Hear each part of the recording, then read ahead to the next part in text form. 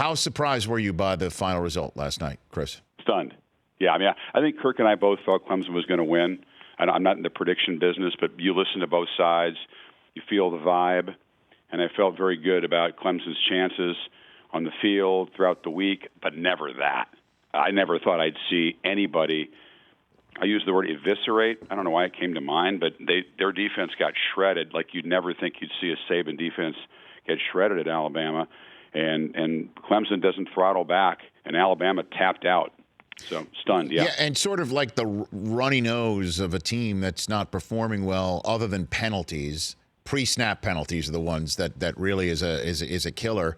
Turnovers is one, and then red zone failures is another, and that's essentially what we saw out of Alabama last night. That was stunning too, but I guess you have to tip your cap to the Clemson defense, which is going to send a ton of kids to the next level too. Yeah, and Brent Venables, who earns all of the $2 million that he makes as a coordinator. That's a fortune in college football for a DC, but he probably is worth double that. Great game plan. They were ready for everything. They confused Tua. The very first pick six, he was confused. And although he responded throughout the night, they were able to affect him much better than Alabama could affect Trevor Lawrence, who showed his toughness. I mean, you're right. I said last night, I cannot believe the kid is 19. And he's going to be the way he looks and plays, the way he acts. He's not arrogant at all either. He's been, since he's 14 years old, he was 6'4", as a freshman in high school, supplanting a senior at a very high level of high school football in Georgia. Played 4 years, broke Deshaun Watson's state record. So all of this is sort of expected by guys who have that kind of success as a young age, but he's not cocky at all. Really well-grounded, humble kid.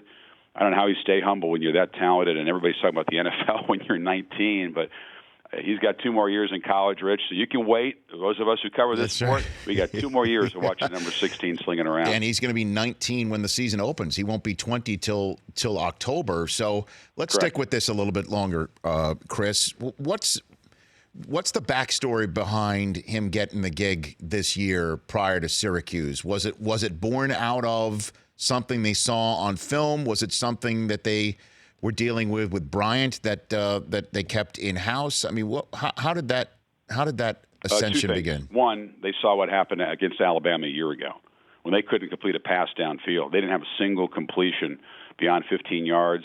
Bryant's a tough quarterback. I like Kelly Bryant. He's got a skill set, but it's just not Lawrence's, and he can't stretch the field and distribute the ball.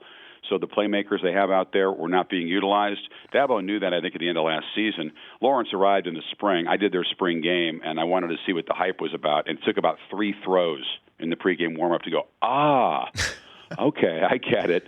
And the presence that he had after 4 games in the season, the offense was not dynamic enough.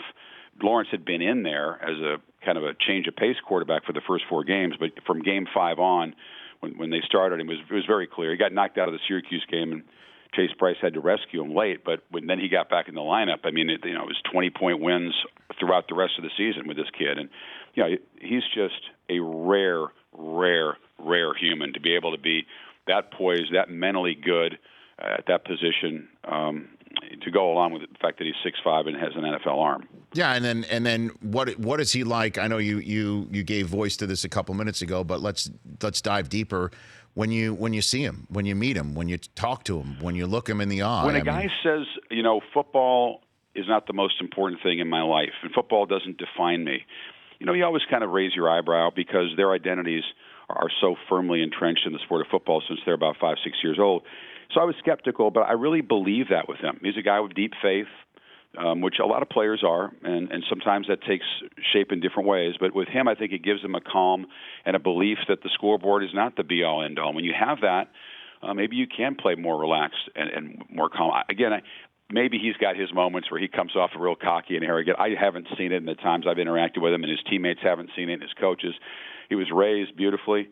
I don't know. I just think you get – I hate the word once in a generation because we're seeing more and more of these guys. Right. But I think even among the precocious kind of prodigies we now see who make an impact early in college football, I still think he's in a different league. I mean, Tua was great, but this guy, I think, showed last night, he's right there with him in a lot of ways maybe has a better skill set. Yeah, I mean, well, certainly in terms of what the NFL looks for, you say 6'5", 6'6", or whatever it is. I mean, that's it. I mean, somebody who can sling it, who can see over the defense, who can read a defense, who can play up top. I mean, you've seen what Nick Foles was able to do with Alshon Jeffrey against the Bears, and what he was able to do over the last few weeks. It's exactly what you're looking for at the next level. Stand in there and take hits. Yeah, he delivered the ball knowing he's going to get hit, and Big Bad Bama has made a lot of quarterbacks gun shy. There's a song by Ministry that you probably don't listen to, but it's a very aggressive metal song. Their favorite weapon is the look in your eye, and that's Bama.